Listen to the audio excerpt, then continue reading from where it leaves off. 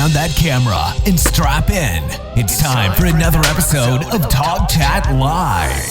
Get ready for 60 minutes of wall-to-wall photography, including photo news and tips, along with your photography questions in real time, with answers from your host, Olympus Visionary Joe Edelman. Hey gang, it's Wednesday, so it must be time for our weekly photography chat. Thanks for joining me for another live episode of TOGCHAT. As always, my mission is to help photographers like you to develop a better understanding of the hows and whys behind great photography. A couple things before we get started. Number one, I hope that you are all healthy. I hope that you are staying safe. And I absolutely hope that you are practicing social distancing, which is a topic that we're going to talk a little bit about tonight. Before we get going, please do me a solid. Let your photography friends know that we are streaming live on YouTube right now. There are a lot of people that could use a little boost, a little kick in the butt, a little get up and go to their photography right now because there's just so much going on. So how about it? Share it. You can go ahead and you can click that share button right down like there. Okay, good, right down there. Or you can share out the link that I just put in the chat window. It's tog.chat/live. So please let people know. And of course, regulars, you know the drill. For those of you that are new, please check in, let me know you're here, and let me know where you are watching from. It's always cool to see how many people we get from all over the world and different places. I mean, right now, I've got William here in Ottawa, Canada. I've got JJ in Illinois, Don in Yakima, Washington, Eric in Ohio. I've got Bob in Bandon in Vegas, Patrick in Paris. I've got Hans from Norway, Alvin from Virginia. I've got, let's see, who else here? We've got people from all over the place. This is just like, this is amazing. We got Lynn from New York, Joe from England, Portland, Oregon, Dorkvania. So as always, thank you guys for spending part of your Wednesday evening with me. So, where do we begin, right? Crazy times, but here we are. We move on and we move forward. First of all, I want to thank all of you for your support and your participation in my Stuck at Home Photography Challenge. We are up to day 12 today. That video has not gone live yet. It's going to go live late tonight. I'm not going to lie to you. I'm running way behind schedule today, but it's shot. I've got to finish the editing. It'll go live tonight. But my Facebook group, I got to tell you, we are like cramming and jamming in there. People are participating in the most amazing of ways. In fact, I just want to give you guys a hint, like just in recent couple of days, the amount of images and the quality of the images that are being posted in the group, it's just like off the charts. And the cool part of it is when people post these images, they're not just sticking a picture up, but they're giving all kinds of information because that's part of the requirements of the group. So if you are not a member of the group, I don't know what you're waiting for. I really don't. I'll put the link here in the chat window for you. I would love to have you in the group. If you do join the group, please make sure that you take a couple of minutes, read the group rules, and make sure that you watch the welcome video. The rules for posting are very specific. If you don't follow the rules, your post just gets deleted, and I'm not going to take the time to explain it to you or apologize or anything like that. It really is, it's a learning group. That is the goal behind it. So, would love to have you there. Really awesome stuff being generated. So to all of you that are participating in that, number one, thank you. And number two, I hope that you are finding some use with all of the knowledge that is being shared there. A lot of really cool information to be had. I've got some questions lined up, so let's dig into those. There is one topic, though, that I think I want to touch base with first. And, you know, it's funny, I oftentimes find myself in a situation where I am kind of speaking for the photography community and speaking at the photography community. I try to be a voice of reason. Not that I am above reproach and not that I am perfect, but I try. And I've seen in the last probably 48 hours or so, and in fact, ironically, I just got a mention a message, from a young photographer just a few minutes before I came live tonight via Facebook. But I've been seeing posts from photographers who are being very level-headed. I've been seeing posts from photographers who are very upset. Eric, thank you so much for Super Chat. Really, really, really appreciate it. Thank you. And I've been seeing posts about this topic from photographers that I honestly have to say I feel are being idiots and morons, and who are behaving in incredibly inappropriate ways. So let me explain. This virus that we're dealing with. I'm a news junkie, as I've explained to you all before. I've been following, not the news, but the CDC and their predictions and their timelines and all that information since back in January, actually, when things started really making the news about what was happening in China. And one thing that they've been consistent about from the beginning is that there was going to be a need for this social distancing, and there was going to be a need for quarantining and for lockdowns and all of these things that we're experiencing. And historically, with other scenarios that have taken place health-wise around the world, we know as a society that this kind of behavior is necessary at times to limit and eliminate these problems. It's just that it has been almost a century since the world has dealt with something of this scale. I am seeing photographers that are, especially guys with cameras, wanting to shoot models, got to get their fix in for their half-naked chick pictures, doing pictures where they're promising social distancing and going out and shooting in a park or whatever, outside. I've seen photographers trying to make money by doing social media images for folks to post on their Instagrams and on their Facebook pages, and even doing drive-by social media. The idea is like, look, you pay me online and you come stand out on your porch and you dress up in crazy outfits and I'll drive by and I'll take your picture and I'll send it to you online. And these photographers argue, their argument is that what they're doing is safe because they're practicing social distancing. They're not getting out of their cars. They're not having the people come close to them. At no point are they actually physically interacting with these people. Bull on you. Maybe you're not interacting with your subjects. Now, let's be clear. Those photographers that are trying to shoot models, doing the whole social distancing thing, no, just stop it. Grow up and stop it. There is absolutely no reason to be doing that.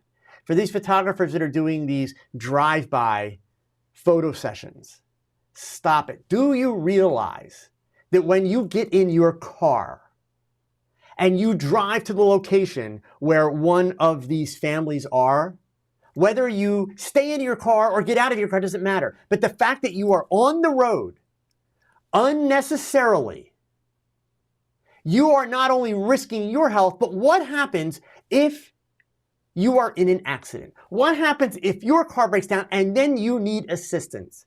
You are then taking vital services away from people whose lives are in the balance because of what's happening. Look, the fact of not being able to make money right now, I'm sorry, for those of you that I may be upsetting with this sentiment, I have no sympathy for you not being able to make money beyond the fact that I can't make money either. I've lost all of my income to this virus. We're all in the same boat, but I am not, and I am an entrepreneur. I am not going to go out and I am not going to be looking for ways that I can leave my house and drive a car and put other people at risk, as well as myself, to make a quick buck. I'm not going to do it. It's not appropriate. In fact, and I'm going to get myself in real trouble now, there are photographers, big name photographers, names that have the money and have the wherewithal, that are doing the photography community a favor during this time. They're selling their classes, which go for hundreds and thousands of dollars online, for 30, 40, 50, 60% off. They're trying to make a buck off of people in this industry who aren't earning income right now. Give the classes away for free, but don't try to sucker somebody out of money to take one of your classes, because you know what? They need the money just as much, if not more, than you do right now. So I'm not getting paid to shoot. I'm not trying to shoot. I'm not trying to make a buck. And it sucks. But the idea that you think it's okay to, one, do photo shoots where you think you're practicing social distancing and photographing models in a park and this kind of stuff, that's just stupid. It's straight up stupid. And to create business around the idea that you're going to run out and take social media pictures for people, you know what? If you really want to help people, teach those people how they can set their phone up on the porch and take their own picture, and then they can have hundreds of pictures. But please, folks, we are all in this together. Nobody is exempt from this problem. And it's going to take all of us to resolve this problem. So if you've thought about doing it, please reconsider and don't. If you are doing it, look, you got to stop. You just got to stop. Be prepared. Get your ideas together. Work on your marketing. Tweak your portfolio. Get your website together. Stay in tune with the news. And believe me, when this thing is on the downside and we are given permission to be out and about and move on, then hit the ground running. Kick butt and make that money back, because we're all going to be doing that. We're all going to be doing it. But right now, if you're dying to get out and take pictures, there's enough things that you can photograph in your house to keep you busy. So please, folks, consider that. Okay? Now, let's get to our questions. I had a couple questions come in early. One from Doug was on my Facebook page here. He wants to know, do I have any tips for measuring the color temperature of your lights or speed lights? And do you feel using different brands of speed lights can affect the colors in a picture? So there's a couple things, Doug. You can buy color meters that actually measure color temperature. I do not own one. I've never owned one. Keep in mind that for the speed lights that you buy or the studio strobes that you buy, etc., you can read the manufacturer specs and it's going to tell you what the color temperatures of those lights are. And they're generally pretty accurate, unless you're buying like, cheap Chinese no-name brand stuff, okay? But in terms of, is there potentially a slight difference in the color temperature from one strobe to another or one brand to another? That's certainly possible. And then what if you're mixing them? Well, there's a couple ways to look at it. Richard, thank you so much for the super chat. I really, really appreciate it. There's a couple ways to look at that. I mean, for me at least, the photography that I do, photographing people, and especially my fashion portraiture and my beauty portraits, it is very subjective in nature. So I'm not really worried about perfect color in that sense. If you feel that that's a problem for you, what I would encourage you to do is, once you have your shot set up and your lighting set up, do a test shot with a white card. And, or even, here in my studio, it's actually, I'm using an envelope, but this is my white card when I shoot my videos. I won't use this for long because it will yellow, but at the moment, that's what I happen to have here. My white cards are at my other studio and I can't go get them right now because I'm following the guidelines. But I don't stress it that much. I will simply do a white card test and then I can balance in Photoshop or Lightroom very, very easily. Okay. All right, going back to the top of the chat scroll here, we had a bunch of questions come in. So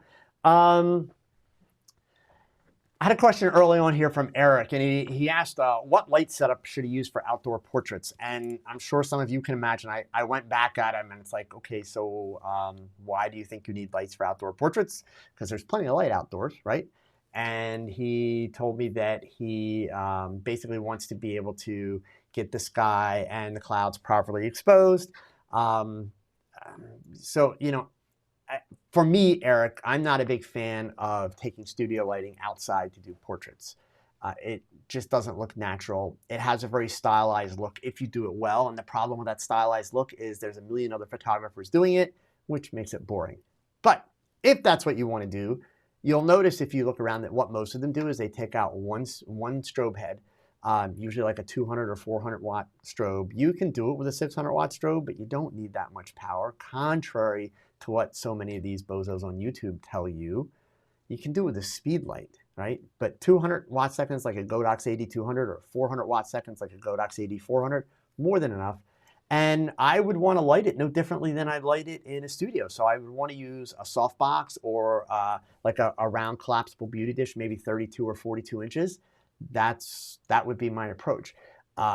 Certainly, if you want to go to the trouble taking multiple lights out, you can do that too. But for me, if I'm going to take a light out to do a portrait, I'm going to basically take one light and I'm going to balance the ambient light with the strobe light and treat it like I'm in a studio. The thing you have to understand, Eric, most importantly, is that lighting outdoors is no different than lighting indoors. Light is light. A portrait is a portrait. So, you know, the question is when you go outside, are you using the sun or you're not using the sun? If you're using the sun, then that's one of your lights. The challenge with the sun is, not that this is bad, but what you have to understand with the sun is that you can't control its power, right? It is the power that it is. So any other lights you add to the scene, whether you want them to overpower the sun or whether you want them to fill or accent, whatever you're doing, you're going to adjust the power of those lights accordingly based on the brightness of the sun, okay? So let's see here. Angel in New Zealand. Here, I'm up to the point here where I can pop these onto the screen. Let me just get to the right chat window here, and I'll make sure you guys can see the questions. My apologies. There we go. Wow, and they're too dark to read. So let's do them this way. Sorry, gang. You can tell I'm working on a new computer system, changed a couple things over. The nice part about this new system is I'm going to be able to do Photoshop demos for you in the future and all that kind of stuff. So that being said, I'll have the questions so that you can read them next week. But for right now, Angel wants to know, he's interested in getting one of those crystal balls. Have I ever used one? He primarily does landscape photography. I used a round crystal ball back when I was a teenager. They've come into vogue recently, and they're the big trend. Honestly, Angel, I despise them for one reason. If you look around, there are some really awesome images done with those round crystal balls. But the problem of it is they're really trendy right now. And everybody's doing them. Everybody wants to, do the same thing. And so you've got thousands and thousands and thousands of images all shot with a crystal ball. So the difficulty is it's really, really challenging to do anything that's truly unique. Because the problem with the crystal ball concept is the ball's got to be in the picture, right? So it immediately gives away your technique. Like I'm doing this Stuck at Home challenge right now where I'm trying to find abstract images. And the idea with the abstract is to take an everyday object and photograph it in a way that it's not necessarily completely obvious what I'm photographing. So these are all just preference things that I'm talking about. For me, the preference is, no. Yeah, they're fun to play with, but extremely challenging to do something that's truly unique because there's thousands and thousands of images out there. So, if you've got the disposable income and you had the desire to play with it, I would say, yeah, go for it. Play around with it. My challenge to you would be, don't get excited when you take your first crystal ball picture because there's probably 100 other images just like it.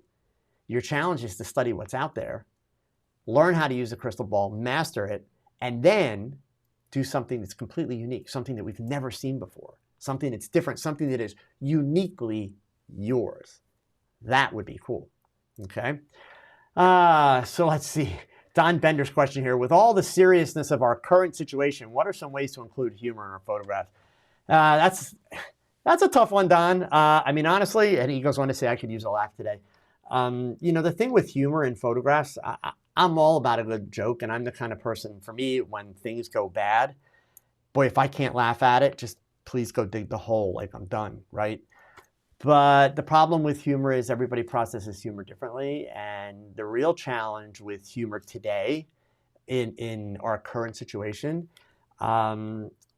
different people process this situation differently. So, if it's just for yourself, Don, you incorporate it however you want, whatever's funny to you, and that's cool.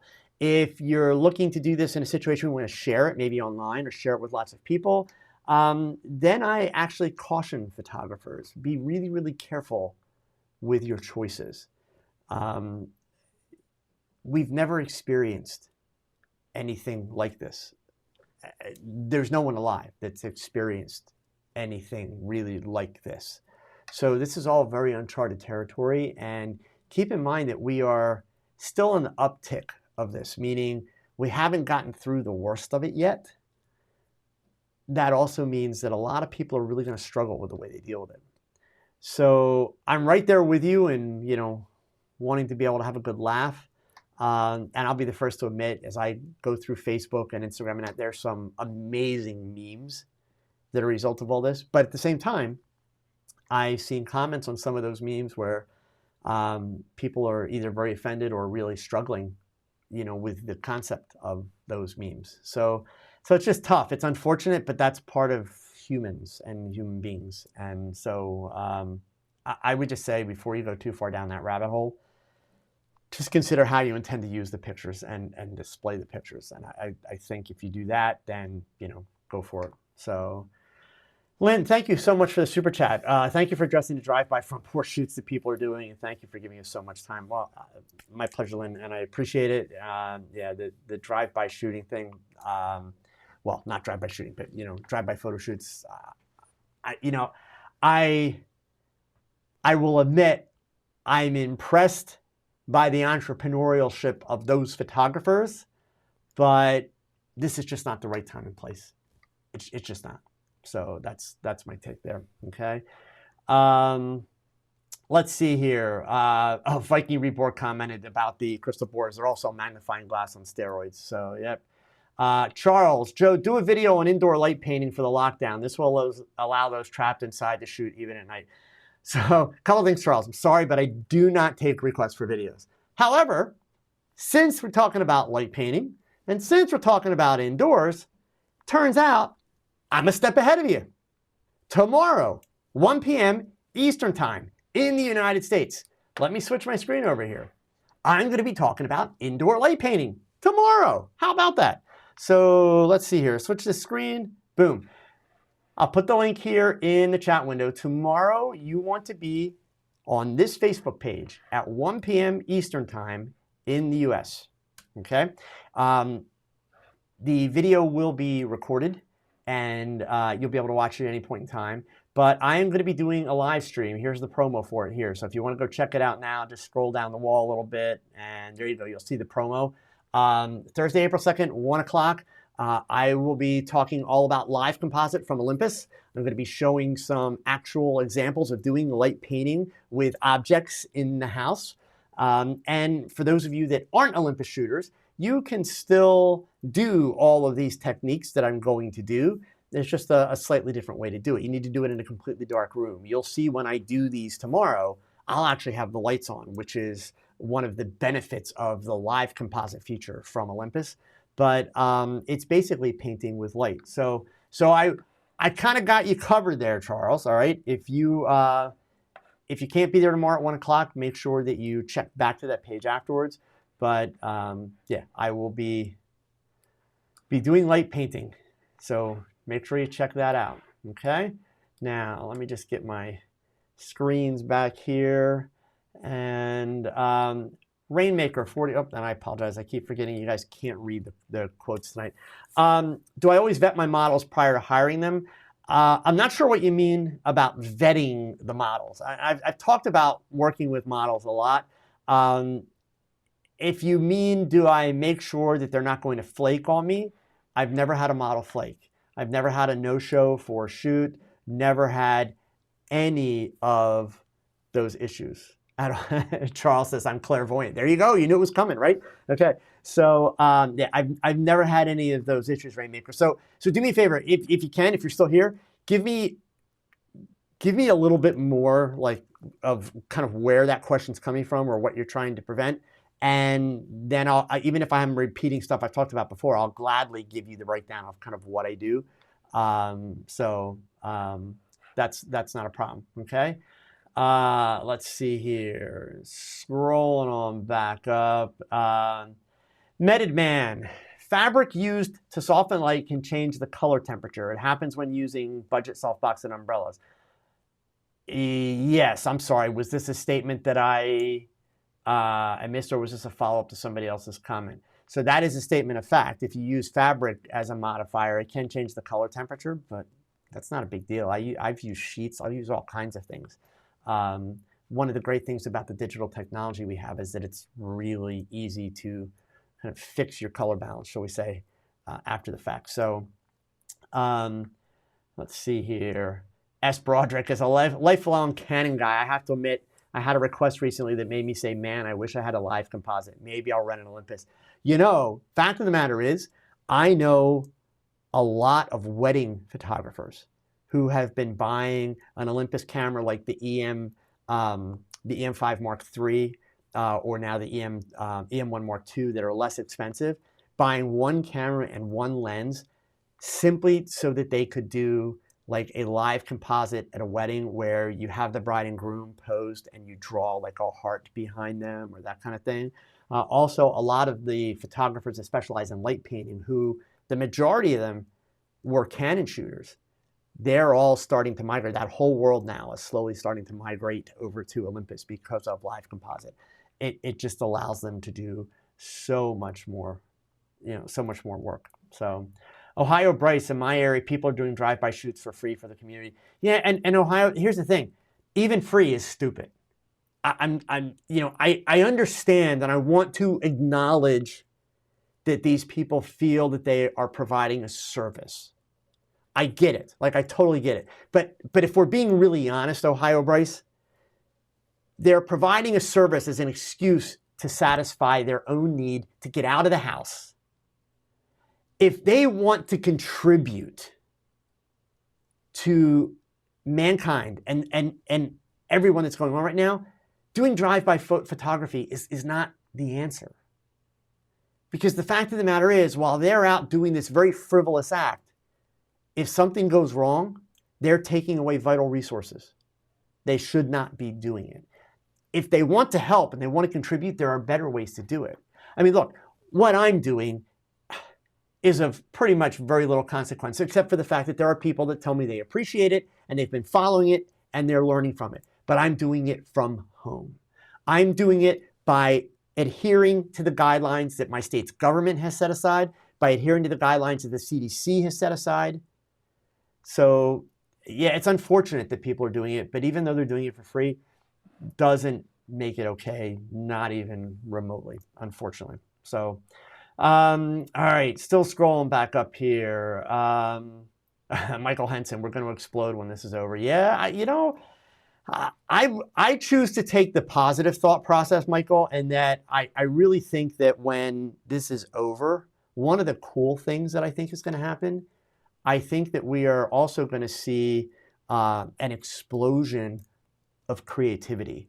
I think that people are going to be so psyched to be able to get out and get back to not only their regular lives, right, but to have their freedoms again. That I think it's actually going to do really, really cool things for creativity, because, not being able to see the world that you're used to and not being able to see it the way that you're used to seeing it, when we get back out there, it's all going to be very fresh. It's all going to be very new and very exciting. And honestly, I think that that is a great thing. Eric, tell your granddaughter I said good night and sweet dreams. Thank you. So let's see here. From Eric also had a question. Have I heard of the Front Step project, and what do you think of that, especially just doing it? Oh, so this is another one. So yeah, Eric, obviously I haven't heard of that project, but this whole idea, no, I wouldn't just do it in your own neighborhood, even if you don't drive. I really wouldn't. look, gang, I realize, the idea is they're saying, hey, stay 6 feet away, and if you're outdoors, it's safer. But why risk it? Honestly, why risk it? If we all just do what the CDC is telling us is the best practice, and that is stay at home, stay away, stay at home, be done. Yeah, it sucks being locked at home. It's absolutely nightmarish. But we bite the bullet, we get through this, and then it's over. We put it behind us. So, yeah, I mean, I guess I'd rather see that than, people getting in their cars. But I still just don't think, because the worst part is, like, I went to the supermarket this morning. I did my supermarket shopping for 2 weeks, and I did a Costco run. And so I just turned 60 this year. So I got up at 6 a.m. to go to the Giant during the senior citizen hour. And I got to Costco at 8 a.m. for their senior citizen hour. And, the supermarket and Costco are doing a great job of the social distancing thing. Costco especially, their setup is amazing. They're letting a limited number of people in the store at a time. They only let people in groups of about 10 to 20 at a time. They're sanitizing the carts for you, everything. I mean, Costco, top-notch job. Then the minute you're in the store, people are like all over each other. It's like, you gotta be kidding me. Now in Costco, I'll give them credit. They actually had employees going around the store encouraging people, please maintain your distance from each other, take turns getting this, different places, etc. In the Giant supermarket, people were just all over the place, and it's ridiculous. So this social distancing thing is hard, right? I mean, it is. And so that's the thing. And yeah, Eric, I mean, I haven't heard of it. Conceptually, it definitely sounds better than getting in your car and driving somewhere. But I guess I am of the mindset, as bad as all this is, I believe in the idea of an abundance of caution. I think that's what gets us through this and gets it over with quicker. So, that's kind of my take. So yeah, Viking here, he says, my primary job is essential, and I'm blown away by how many people aren't following the distancing recommendation. The thing that boggled my mind this morning, at age 60, I was one of the young ones in the supermarket. I was shocked at how many people who clearly were much older than me were not only in the supermarket without masks, without gloves, but also not being cautious about social distancing at all. It's just kind of, mind-boggling. So really, really is. Let's see here. Photosfen. I think I know what you're talking about. I've seen those sales, and I have a feeling they may not be worth it, as you say, trying to make money off people who have lost. Yeah, I mean, look, I feel bad for those photographers that are selling those classes, but I feel bad for those photographers the same as I feel bad for every other photographer, right? Nobody's making money right now. Photography is not an essential thing at this point. It's just not. For those of us that are passionate about it, photography is a need, but it's not a need that is, imperative to our life. Okay, so yeah, I mean, again, it's tough. So let's see here, scrolling on up. And Beverly's got a question here. I looked and didn't have the off-camera. Oh, wait a second. Let me scroll. I'm sorry. It's got in two parts. I did a photo using colored gels. The issue I was having was getting the color to appear on my client. I had to put the off-camera real close in order for it to appear. I noticed a couple of people didn't have off-camera lights that close. In her case, this was on an African-American person and using a black background. Any suggestions? This was done before the virus ordeal came up. Okay. So obviously, Beverly, so a couple things. Without actually seeing your pictures and having a better sense of your setup, there's so many things it could be, but I can give you a couple suggestions. Number one, I would actually encourage you to join my Facebook group and post one of the pictures in my Facebook group and ask that question. That way, we can get you some feedback. I'm going to put a link to the Facebook group in the chat window here again. The second thing is, let me give you kind of the beginner's 101 tip for using colored gels. If you're trying to use the gel as an accent, meaning you want to maybe get some color coming on the side of the face or the hair, basically the way you make it work is set your key light on one side so that you light this side of the face and create shadow. Then you take your other light with the color gel and you light the shadow. Basically, you put the color into the shadow. You will get nice, rich color. And actually, this is easier to do on people of color because of their dark skin tones. If you're actually trying to light the whole face, if you were just using one light with a color gel and you're trying to light it, but you couldn't get the color to take, in all likelihood, you were overexposing the color, meaning you actually needed to turn down the power of your flash or close your aperture or lower your ISO, any one of those possible combinations. But if you could share that in my group and possibly show me some of the pictures that you're dealing with, I would be able to help you out a little bit. So Rainmaker gave me a follow-up on his vetting the models question here. Says he's just keen to know how many togs I talk about, no shows. To me, I find that if you communicate in the right way, as you said, it's usually not a problem. Bingo! Bingo, bingo! Yeah, I mean, that's really what it comes down to, Rainmaker. Most photographers, and when I say photographers now, I'm talking to guys with cameras that shoot these young models on websites like Model Mayhem and Purple Port, and even find them on Instagram. The fact that the girls flake, it's the photographer's fault. It's not the girl's fault. It's the photographer's fault because they're lazy. They're the photographers. They're lazy. They're simply lazy. They're like a couple messages back and forth. Yeah, like, oh, you're hot. Let's shoot. Okay, Saturday, 1 o'clock. Yeah, bring a bunch of stuff. We'll shoot. Cool. Well, you know what? That's lazy. That's not how you plan a shoot.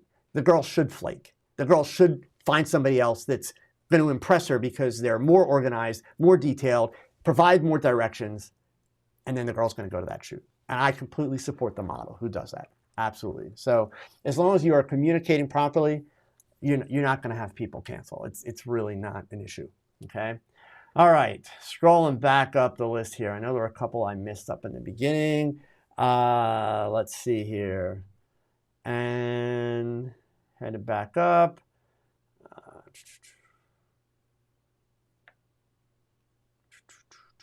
Michael Walks.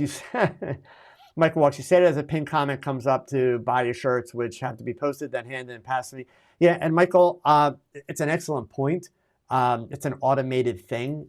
Could I turn it off? I could and I should. In fact, now that you've pointed it out to me and reminded me, I actually will turn it off. I can tell you I haven't actually sold a shirt in about 3 weeks, so I'm not super worried about anybody purchasing one at this point.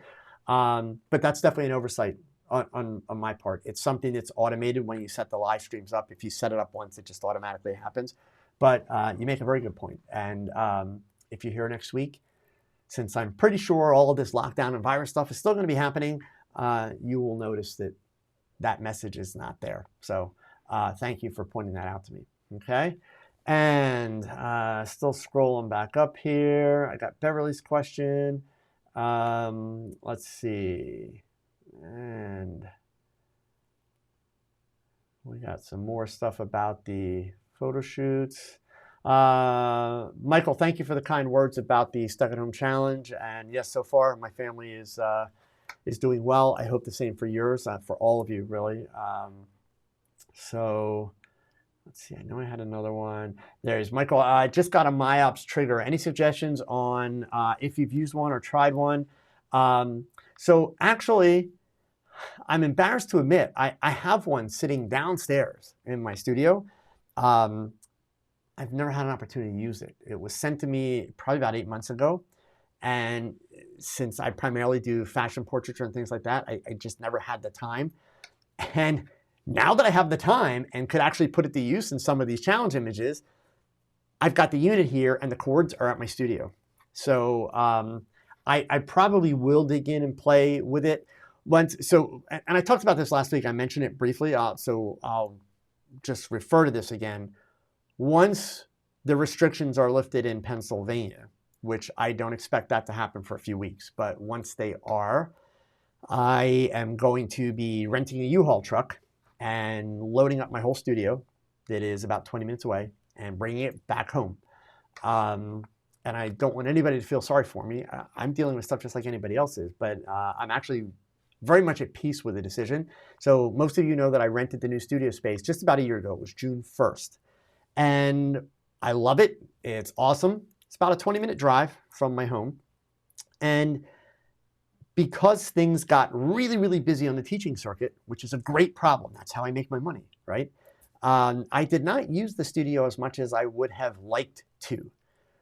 I get it at a phenomenally low rent cost, but it's an overhead. It's an expense.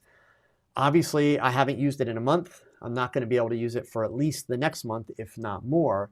And my lease comes up on June 1st. So given that I am hoping when this all dies down that the speaking engagements will pick up again, I'm not going to re-up the lease. I'm going to go ahead and bring my stuff back home. That's why I mentioned last week, my video studio where I'm at now is actually upstairs. I'm right outside my office. My wife is amazing. We have taken over a guest bedroom, moved all the furniture out, and set up the entire video studio here in a guest bedroom. And I'm going to basically set up my studio again downstairs where I had it for years.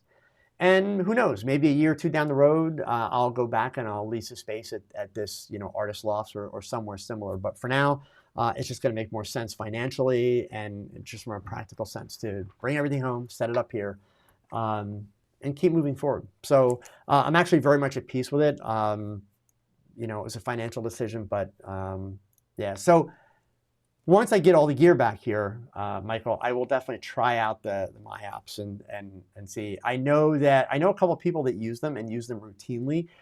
They love them. They have a lot of fun with them, and they also do a lot of really, really cool stuff with them. So just like anything else that is high speed type work, there's a learning curve with it. So don't expect to take it out of the box and be getting amazing pictures right away.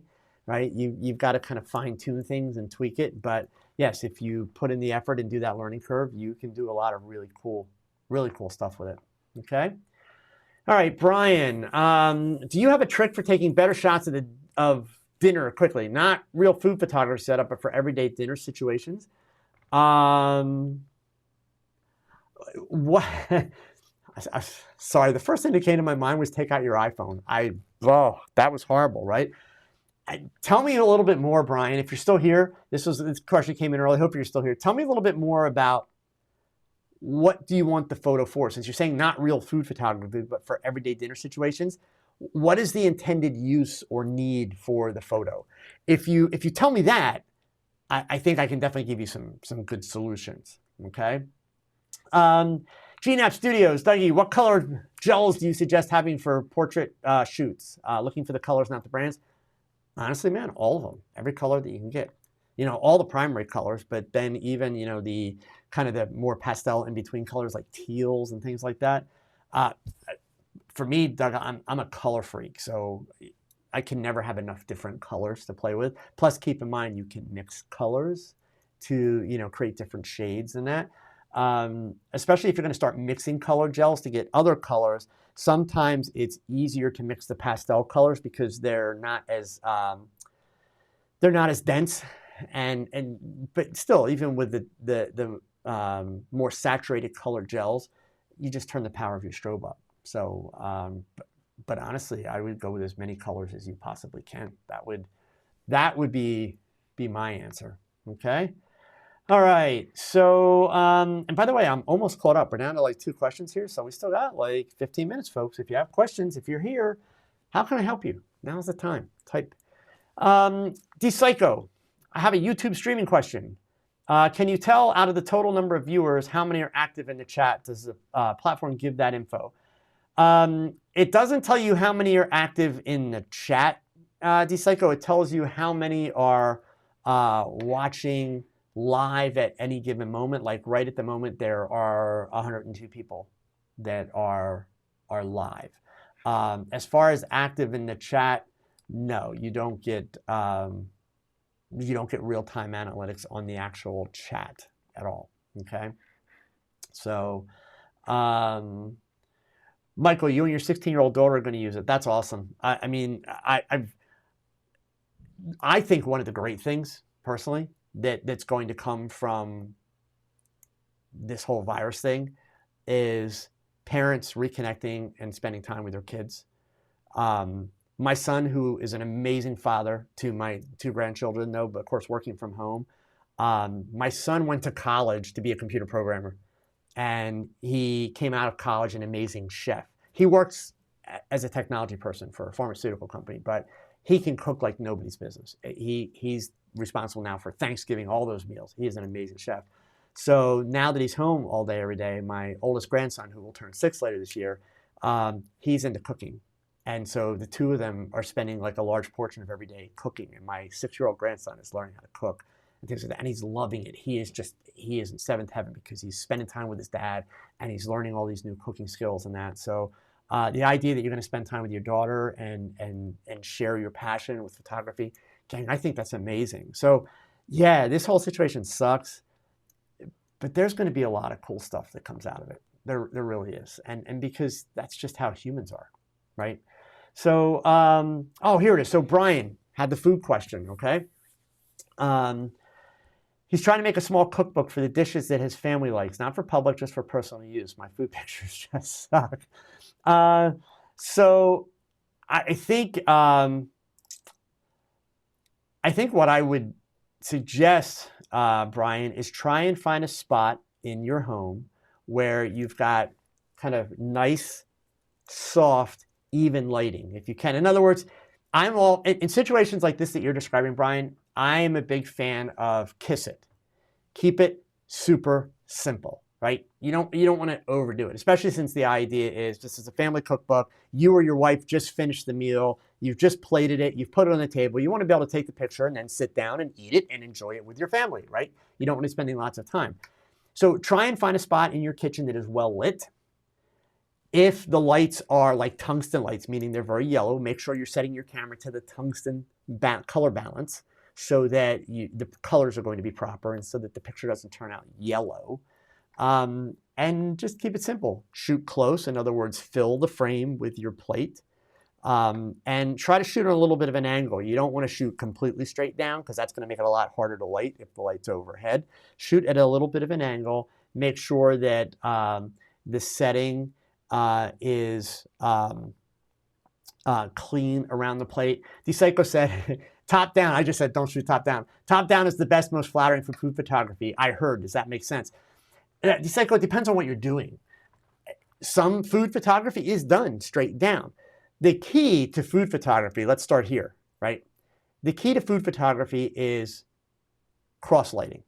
I don't mean really low cross lighting, but I mean cross lighting so that you're creating depth and shape to the food. From a lighting standpoint, you don't want to light top down because then it's just going to be flat.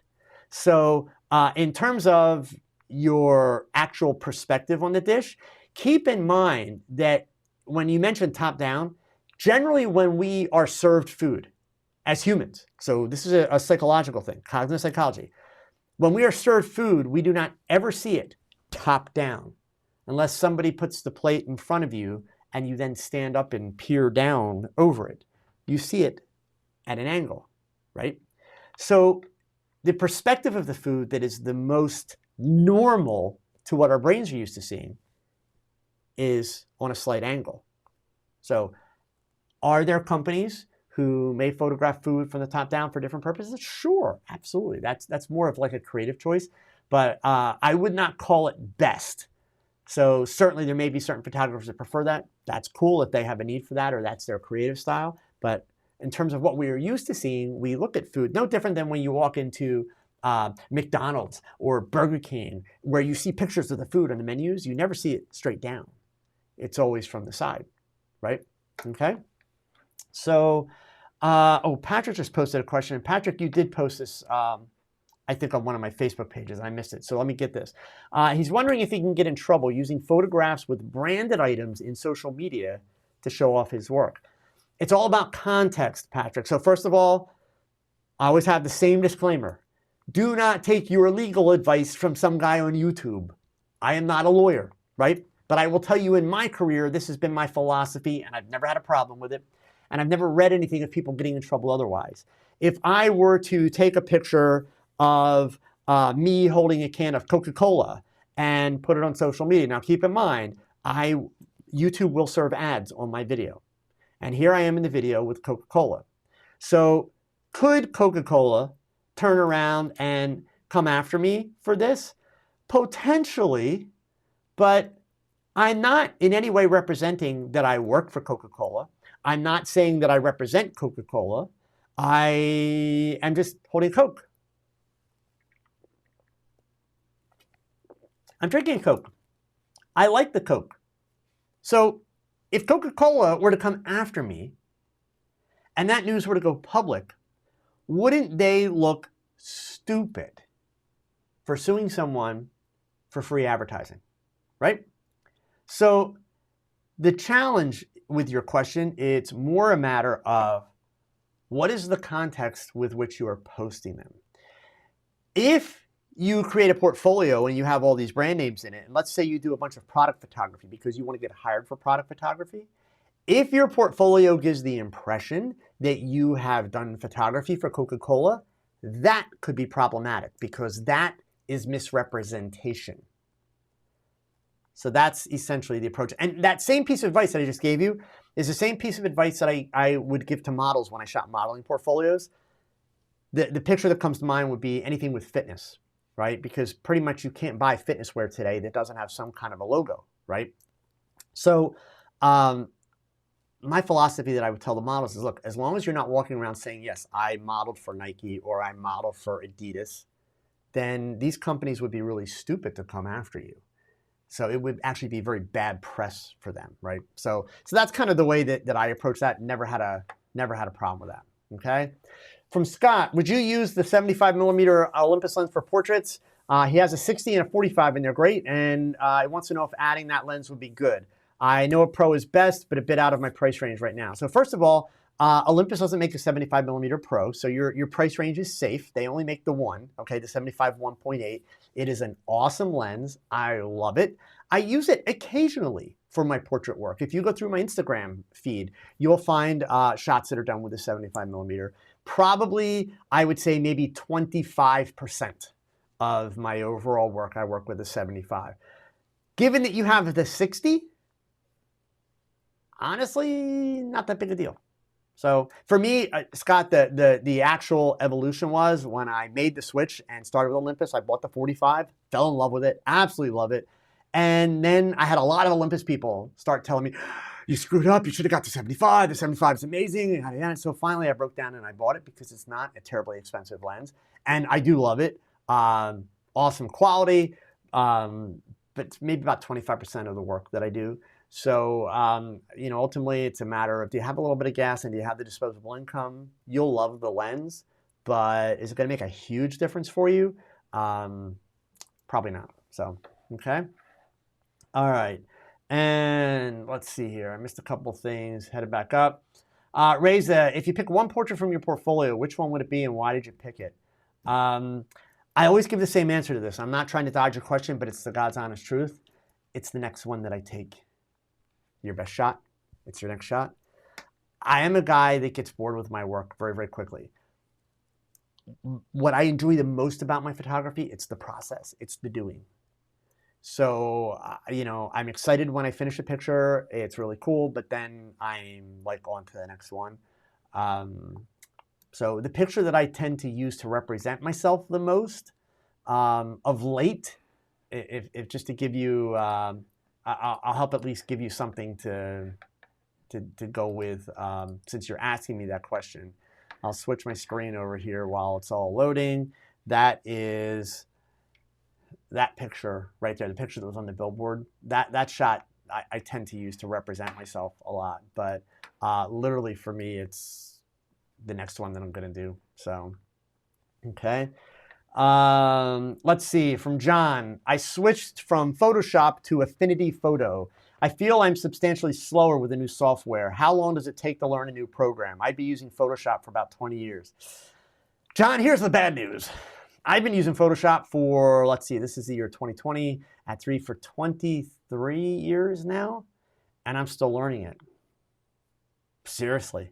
So, I think a big piece of it is, I would ask, why did you switch to Affinity Photo? If you've got 10 years in for Photoshop, please tell me you just didn't do it for price. Now, if you simply can't afford it, okay, I get it. But I am curious why you picked Affinity over Photoshop. So William Wright, my daughter is new in photography and wanted to know when starting out with Photoshop, what is the one piece of advice you can give when first starting to use Photoshop? Two things, William. I can't do one. Two. Number one, in Camera Raw, which is part of Photoshop, learn the basic panel, the first panel, inside out and backwards, meaning understand it, know it, master it. Secondly, just keep experimenting. There are no rules. For everything that you can do with Photoshop, there's at least 5 different ways to do it. All 5 of the ways work. So it's a matter of which do you prefer. Make sure she understands that it's not like going to school where there's a right and a wrong, an A and an F. The A and the F is, do you like the result? Do you hate the result, right? But in terms of how do you get there, there are many different ways to do it. And then William, if she's good at learning by videos, by watching, send her to, I'm going to get you the channel here, and I will type it in. Hands down, for especially for someone young, the absolute best Photoshop instructor on the internet. I'm going to get myself in a lot of trouble because I know quite a few Photoshop instructors, but this is the guy right here. His name is Unmesh Dinda. He is young, which is nice, especially since I'm assuming your daughter is young. There's the link to his channel. I put it in the chat window there. His channel name is called Pix Imperfect. Anything and everything about Photoshop, he is the guy. Breaks it down, very understandable ways, very easy to follow, very easy to listen to. So absolutely follow him, okay? All right, let's see. Rainmaker here. Wait, actually, Rainmaker didn't ask me the chance. So it's John LaChance, okay? All right, so scrolling back up here. Where was the other question I was at? Got Scott's. Skeeter Arnold, any tips on seeing in black and white? Keep finding a scene to shoot and then raise the camera, set to black and white and realizing the scene is flat. You practice. Practice, Skeeter. Practice, practice, practice. One of the things that helped me a lot when I was in 8th grade, middle school, I did a science fair project, which I won a regional science fair award for. And it was all about color filters in black and white film. You know, what happens if you use a yellow filter? What happens if you use a red filter? What happens if you use an orange filter, et cetera, et cetera. And that actually taught me an incredible amount simply about how filters work. And the idea that filters transmit their own color, which makes that color lighter. So the contrasting filters will make the color darker, et cetera. That helped me tremendously because that really taught me a lot about how the different colors interact. But what it also did is it made me really, really pay attention to the grayscale in my images because I was playing around with all these filters. No different than yesterday, I did the photograph of the yellow spoon in the black pan. And it looked really cool in color because the yellow and black, but I knew it was also going to really pop in black and white because I knew that yellow would pick up real subtle shadings. So, you know, again, it's practice, honestly. That's really the key. But I will tell you, if you learn a little bit about color theory and tonal ranges, it's not education that will go to waste at all, okay? Very, very helpful. So let's see here. Viking Reborn, what are your preferred storage solutions? The cloud, Drobo, Synology, NAS, something else. He's trying to consolidate 1.5 million portable drives. Yeah, the whole portable drive thing, I did it. Everybody does it to start, right? And it turns out to eventually be a nightmare. So I use a Synology NAS. Absolutely love it. It's the greatest thing ever. I've got 64 terabytes of hard drive space that I will hopefully not fill. Like, I'm not kidding. This is no joke. I set my Synology up last year. And I'm one of those people that has had all these smaller drives and kept getting bigger ones and spent an insane amount of money over the years on hard drives. So the Synologies, they're not cheap. They're not outrageously expensive, but they're still not cheap. So my goal was to configure a network drive that would be my last network drive. In other words, so that I never have to purchase another one. So that's 64 terabytes. That should do it. And I back all that up to the cloud. I use Backblaze Cloud Storage. So I have everything backed up. And then I also do use, for working files that are on my computer, stuff that I'm dealing with right now, I use iCloud, I use Backblaze. For offsite backup, I also use Dropbox, Google Drive. So I use them all, but my primary, it's the Synology NAS, and absolutely love it. I use RAID 6 on it, so I've got double redundancy set in. I could have 2 drives fail at the same time, not lose any data. So it's a pretty hardcore setup, and works great. So, John, I do it because of price. Going back to his Adobe question, he switched to Affinity. He does it because of price and the loss of ability to own his software. So, John, this is one of the things I respect. I respect your thought process. You and I are going to have to agree to disagree. The ability to own the software. I hate to tell you, John, and I'm not trying to be a jerk, I'm just being straight, man, right? The world evolves, right? We all understand this concept of evolution, right? The world evolves. And we know how evolution worked out for dinosaurs, right? So the fact of the matter is that pretty much all software, it's moving to a subscription-based model. Why? Because they can make more money. Yep, got it. But I mean, that's just how it is. So yeah, the price is tough, but the ability to own the software, you don't need to own the software, because by owning the software, you basically cut yourself off and then you have to keep paying for updates and all that kind of stuff. And the fact of the matter is, Adobe Photoshop at $120 a year, how much money do you have invested in cameras and lenses and accessories? And for that $120 a year, you're on the evolutionary curve, meaning you get all the new features as they come out. So for me, I don't see a problem with it. You couldn't pay me to use Infinity. It has a lot of nice features. It's come a long way, but it's just clunky. The interface to me is very old school. I feel like, even though I'm a Mac guy, when I look at Affinity, I feel like I'm looking at like a Windows PC from like 2003. I don't like it. But yeah, if you want to be able to own your software, well, then that's the only way to go, right?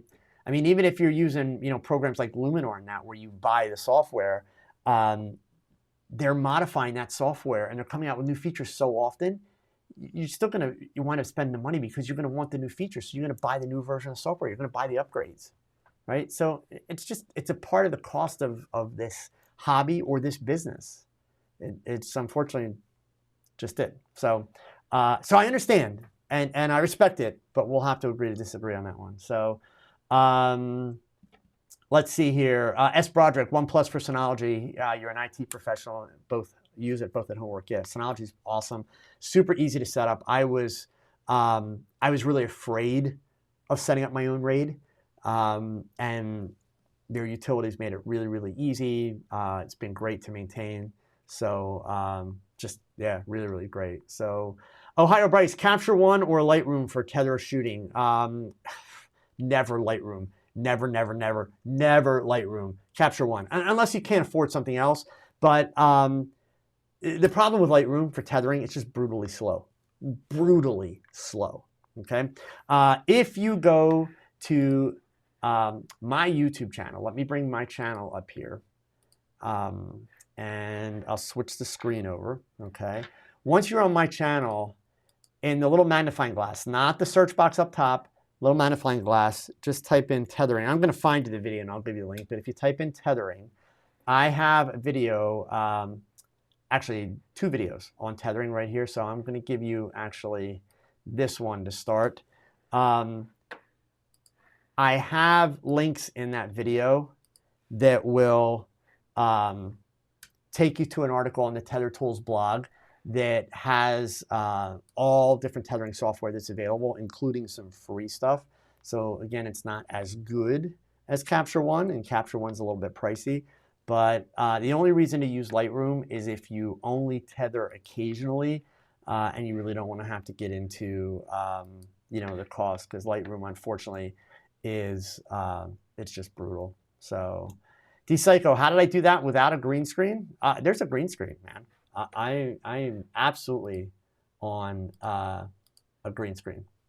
So it's just the software that I'm using. So he's talking about the fact, how did I put myself over top the web page? I'm using software called Ecamm Live. So Ohio, you just bought the Tether Tools Air Direct. Yeah, it's awesome. I have one here also that I'm waiting to play with, and I can't play with it yet because some of the stuff I need is at my studio. So all right, let's get one more question, gang. I'm over time. I know, but we'll get it here. So let's see here. I thought I saw one other question go by that I wanted to hit. William, great. She's very excited to answer the question. Awesome. I'm glad to hear that, William. Seriously, the idea that you're working with your daughter, I think that's great. You know, I started photography when I was 11, but really it was my teenage years where I really got into it. And I was very, very fortunate that not only was my father very supportive, but I had teachers along the way who were very, very, very helpful and encouraged me. And I just think it's the greatest time in your life to be able to learn photography, primarily because as a teenager at 16 years old, so much of the world around her, it's still new. It's still exciting. The older we get, the more we know. The more we know, the more we take things for granted. One of the great things about exploring photography and learning to be creative and learning to have photography as an outlet for your creativity, it's still having that ability to look at the world and be excited by what you see. So great time to do it.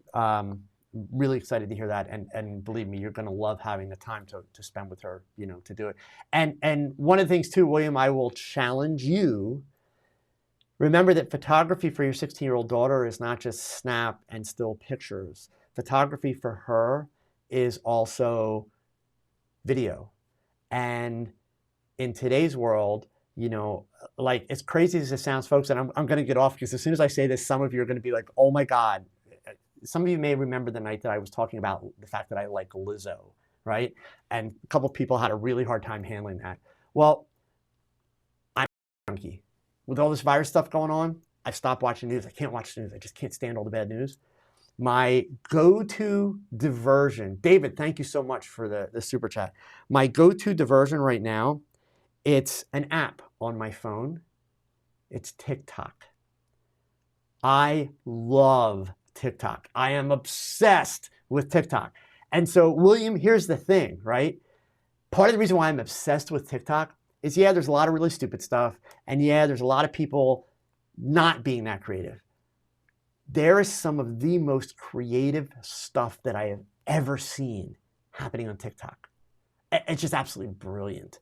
So keep in mind, William, as you are encouraging her and you're working with her, that photography for her, to keep it exciting, there are different venues and different avenues than what you or I necessarily may have pursued with photography.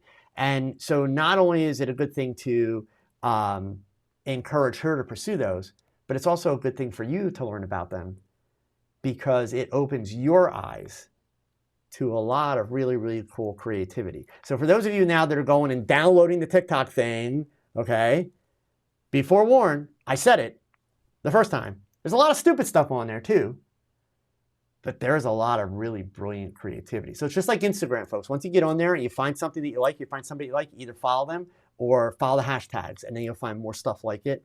Really, really cool stuff. All right, gang, I got to say goodnight because I have a video to edit and I've got to get that stuff ready for tomorrow for that Olympus thing. So remember, if you have the time tomorrow, 1 p.m., on the Get Olympus webpage, Get Olympus Facebook page, excuse me, not webpage, I'm going to be doing approximately an hour, a live feed webinar / class all about Olympus Live Composite and light painting. So I hope to see some of you there for that. But in the meantime, gang, listen, thank you for hanging out with me tonight. It's always great to be able to talk photography with 100 or so friends and from all over the world. You're all awesome. Hopefully you're participating in my Stuck at Home Challenge. Join my Facebook group to learn more about that. And as always, gang, like, you know the drill, right? Go pick up your cameras. I know this is crazy time. Things are different. Things are out of place. But the cameras are something that we all enjoy. The cameras are something we have fun with. So pick up your cameras and have fun. I'll see you guys soon. Please remember these words. Thanks for watching another live episode of TOGCHAT. Now, pick up that camera and shoot something, because your best shot is your next shot. So keep learning, keep thinking, and keep shooting. Adios.